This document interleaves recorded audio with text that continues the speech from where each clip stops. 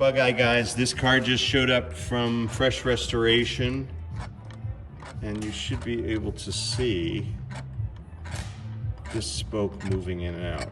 So there's play. You can see how much play there is. Here, I'll hold the camera here. All that play is because the wheel is coming apart. You should be able to see it moving at my fingertip. Scary. Thank you, Ted. Let's look at this side. This one was even worse, I think, right here.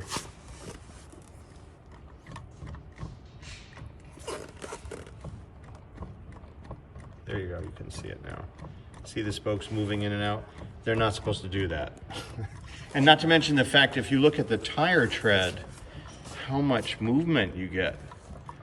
It's almost as if the wheel isn't attached to the car. Very frightening, but new wheels are in order here from Bug-Eye guys.